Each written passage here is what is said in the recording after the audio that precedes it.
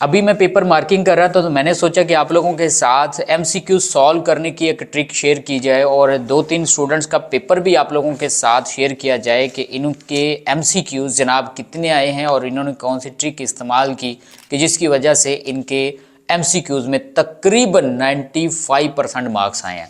अच्छा, सबसे पहले मैं स्टूडेंट का पेपर आप लोगों को ये दिखाता हूँ, ये देख लें जनाब। इनके 20 में से 15 मार्क्स आए हैं, ठीक है। इसके बाद ये दूसरा स्टूडेंट है, ये इसके 12 में से 12 मार्क्स हैं और इसके बाद ये 19 में से 19 नंबर है जनाब इसके, ठीक है। और ये 3 मुख्तलिफ सब्जेक्ट्स के पेपर हैं, 3 मुख्तलिफ स्टूडेंट्स के, ठीक हो गया। अच्छा, ये तो मैंने आप लोगों को स्टूडेंट्स के प्रूफ बता दिए कि अगर आप लोग इस तरह स्टूडेंट्स के जैसे ये एमसीक्यूज़ के मार्क्स आए हैं ऐसे ही मार्क्स लेना चाहते हैं तो कैसे आप लोग मार्क्स लेंगे। अच्छा, ये चंद चीज़ें हैं जो कि आप लोगों ने मद्देनज़र रखनी है और ये 100% अथेंटिक होती हैं और ये एक्सपीरियंस्ड हम लोगों ने खुद भी किया हुआ है और आप लोगों के साथ ये अपना एक्सपीरियंस शेयर करने जा रहे हैं।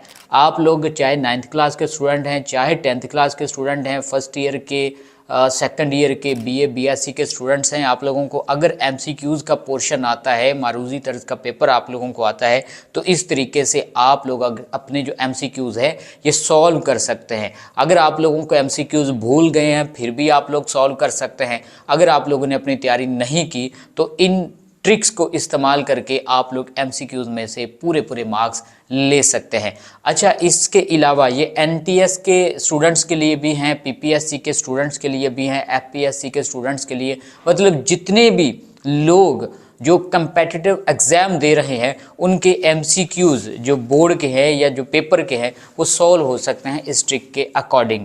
तो अभी आप लोग जनाब स्क्रीन पे आए, आप लोगों को सारी की सारी चीज़ें बताते हैं। अच्छा, अगर आप लोग मेरी वीडियो टिकटॉक पर देख रहे हैं तो आप लोग जाएँ मेरे यूट्यूब चैनल बहारे इल्म को विज़िट करें और आप लोगों को सारी की सारी जो चीज़ें हैं वो इंशाअल्लाह बेहतरीन से बेहतरीन मिलेंगी और कोई एक वीडियो आप लोगों की ज़िंदगी को चेंज कर सकती है, आप लोगों के स्टडी लेवल को इंक्रीज़ कर सकती है।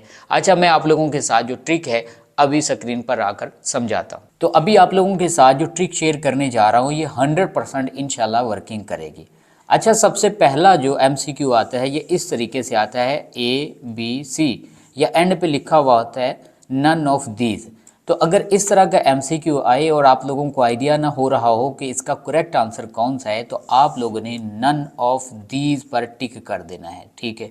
और इसके बाद दूसरी तरह का एमसीक्यू इस तरीके से आता है ABC या ऑल ऑफ दीज लिखा हुआ आता है, ठीक है। नन ऑफ दीज में से आप लोगों ने इसको टिक करना है और अगर ABCI ऑप्शन और एंड पे लिखा हुआ हो ऑल ऑफ दीज, आप लोगों को आइडिया ना हो रहा हो कि कौन सा आंसर इसका ओके है तो आप लोगों ने सिंपली ऑल ऑफ दीज पर टिक कर देना है, ठीक है। ये इसका करेक्ट आंसर होता है और ये 95% करेक्ट होता है। इसके बाद अगर आप लोगों को एमसीक्यू इस तरह का आए ABC या लिखा हुआ हो ABC एक साथ, ठीक है, तो फिर आप लोगों ने सिंपली इस पर आके टिक कर देना है ABC जो कंबाइन वर्ड हुए होते हैं। इसके बाद अगर आप लोगों को एमसीक्यू इस तरह का आए कि ABC ये शॉर्ट्स स्टेटमेंट के साथ हो, ये भी शॉर्ट स्टेटमेंट हो, ये भी शॉर्ट, ये भी शॉर्ट, और आखिरी जो डी ऑप्शन है ये लॉन्ग स्टेटमेंट वाला हो, तो आप लोगों ने लॉन्ग स्टेटमेंट वाला जो ऑप्शन है इसको टिक करना है। इसके बाद आप लोगों को एमसीक्यू कुछ इस तरह के आते हैं ABCD और एक चौथी ऑप्शन आ जाती है जनाब ई वाली। बाज़ लोग कहते हैं कि जनाब 9th के एग्ज़ाम में, 10th के एग्ज़ाम में, फर्स्ट ईयर सेकंड ईयर के एग्ज़ाम में जो ई ऑप्शन है वो नहीं आता, कंपेटिटिव एग्ज़ाम में ये ई ऑप्शन आता है। तो भाई बाज़ औक़ात आ भी जाता है ये इंटर के जो स्टूडेंट्स हैं उनके एग्ज़ाम में या मैट्रिक के स्टूडेंट्स के लिए। तो अगर ये ई ऑप्शन आ जाए तो आप लोगों ने सिंपली आंखें बंद करके ई ऑप्शन को टिक कर देना है। वैसे एनटीएस के एग्ज़ाम में, पीपीएससी या एफपीएससी के एग्ज़ाम में ये आता होता है, इस तरह का ऑप्शन ई ऑप्शन आता है। 100% करेक्ट होता है अगर आप लोग ई ऑप्शन पे टिक कर देंगे। अच्छा, आखिरी जो चीज़ है ये बहुत ही इंपॉर्टेंट है और बहुत ज़बरदस्त है और यूनिक आइडिया है। ये आप लोगों ने आज से पहले नहीं देखा होगा कहीं पर भी। आप लोगों को इस तरह के एमसीक्यूज़ आते हैं ABCD। अब चारों में से आप लोगों को आइडिया नहीं है कि भाई कौन सा करेक्ट आंसर है। अब इसमें से आप लोगों ने परसेंटेज ज़हन में रखनी है। ए जनाब आप लोगों का एमसीक्यूज़ इसके आने के चांसेस 50% होते हैं, डी के 60% होते हैं, सी के 70% होते हैं, बी के 80% चांसेस होते हैं। तो आप लोगों को बिलफर्ज यहाँ से ये 4 ऑप्शंस आ जाते हैं। आप लोगों को आइडिया नहीं है कि कौन सा करेक्ट आंसर है, तो आप लोगों ने आंखें बंद करके बी ऑप्शन को टिक कर देना है।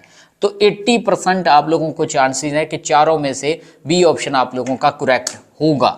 अब बिलफर्ज आप लोगों को 100% कन्फर्म है कि आप लोगों का ये जो करेक्ट आंसर है वो ए भी नहीं है, सी भी नहीं है, ठीक है, और बी और डी में से हो सकता है। तो यहाँ से आप लोगों ने परसेंटेज ज़हन में रखनी है कि कौन किसकी परसेंटेज ज़्यादा है। अब आप लोगों का दोनों में से आप लोगों ने चॉइस करनी बी या डी। तो यहाँ पे आप लोग देख लें 80% चांसेस बी के हैं, तो आप लोग बी को करें। अगर आप लोग कंफ्यूज हो रहे हैं सी या डी में से, तो यहाँ से परसेंटेज देखें, सी ज़्यादा है, ज़्यादा चांसेस हैं सी के, तो सी को टिक करें। अगर आप लोगों का ए और सी में अभी कन्फ्यूजन हो रही है कि कौन सा करेक्ट आंसर है, तो आप लोग यहाँ से परसेंटेज इसकी देखें, ए की परसेंटेज 50% है, सी की परसेंटेज जनाब 70% है, तो सिंपली आप लोग सी ऑप्शन को टिक करें।